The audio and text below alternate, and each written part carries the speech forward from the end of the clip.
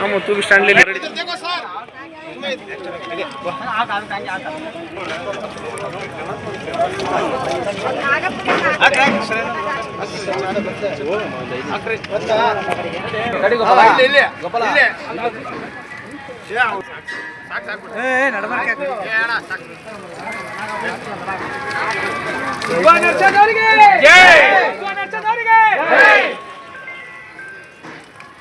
ಹಿಂದೆ ಬ್ಯಾನರ್ ನೋಡಿ ಎತ್ತಪ್ಪ ಹಿಂದೆ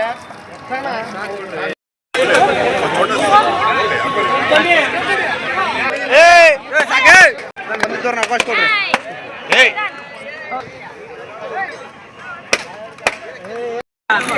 ದುರ್ಗಮ್ಮತಾಗಿ ಆಗಿದ್ದಂಥ ಬಳ್ಳಾರಿ ವಿಶೇಷ ದೇವಸ್ಥಾನದಲ್ಲಿ ನಾವೆಲ್ಲರೂ ರಿಜ್ವಾನ್ ಅರ್ಷದ್ ಅವರು ಶಿವಾಜಿನಗರ ಎಮ್ ಎಲ್ ಎ ಆಗಿರ್ತಕ್ಕಂಥ ಮತ್ತು ನಮ್ಮೆಲ್ಲರ ಯುವ ನಾಯಕರಾಗಿರ್ತಕ್ಕಂಥ ಅವ್ರ ವಯಸ್ಸಿಗೋಸ್ಕರ 101 ತೆಂಗಿನಕಾಯಿಯನ್ನು ಹೊಡೆದು ವಿಶೇಷ ಪ್ರಾರ್ಥನೆ ಮಾಡಿ ನಮ್ಮ ಡಿ ಕೆ ಶಿವಕುಮಾರ್ ಆಗಿರ್ತಕ್ಕಂಥ ಅವರು ಯಾವಾಗಲೂ ಹೇಳ್ತಿರ್ತಾರೆ ಪ್ರಾರ್ಥನೆ ಯಾವತ್ತೂ ವಿಫಲ ಆಗಲ್ಲ, ಪ್ರಯತ್ನ ವಿಫಲ ಆದರೂ ಪ್ರಾರ್ಥನೆ ವಿಫಲ ಆಗಲ್ಲ ಅಂತ ಹೇಳ್ತಾರೆ.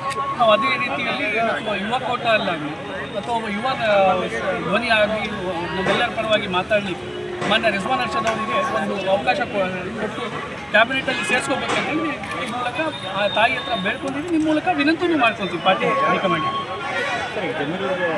ಡಿಮ್ಯಾಂಡ್ ಇದೆ, ಬಟ್ ಎಲ್ಲರಿಗೂ ಅವಕಾಶ ಬರಬೇಕಲ್ಲ ಸರ್.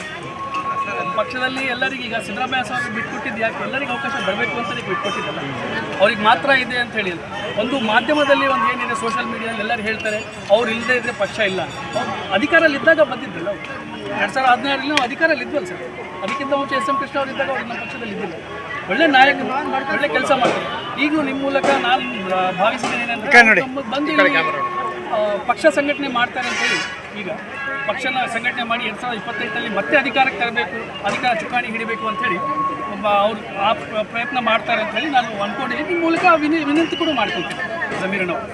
ಪಕ್ಷ ಆದರೂ ಪಕ್ಷ ತೀರ್ಮಾನ ಸರ್. ಕೋಟ ಅಲ್ಲಿ ನಮ್ಮ ನಾಯಕರಿದ್ದಾರೆ, ಮಾಜಿ ಸಚಿವರಿದ್ದಾರೆ, ಅವರಿಗೂ ಕೊಳ್ಳಿ ಅಂತೇಳಿ ನಾವು ವಿನಂತಿ ಅವ್ರಿಗೂ ಪ್ರಾರ್ಥನೆ ಮಾಡ್ಕೊಂಡಿದ್ದೀವಿ. ನಾಗೇಂದ್ರಣ್ಣ ಅವರಿಗೂ ಮತ್ತು ಭರತ್ ರೆಡ್ಡಿ ಅವರಿಗೂ ಯುವಕೋಟ ಅಲ್ಲಿ ಕೊಳ್ಳಿ ಅಂತ.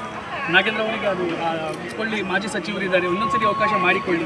ಒಂದು ಸಮುದಾಯದ ಭಾಳ ಪ್ರಭಾವಿ ನಾಯಕರು ನಮ್ಮ ಯುವ ನೇತ ಆಗಿದ್ದ ಭರತ್ ರೆಡ್ಡಿ ಅವರಿಗೂ ಕೊಳ್ಳಿ ಅಂತೇಳಿ ಪ್ರಾರ್ಥನೆ ಮಾಡ್ಕೊಳ್ತಾರೆ.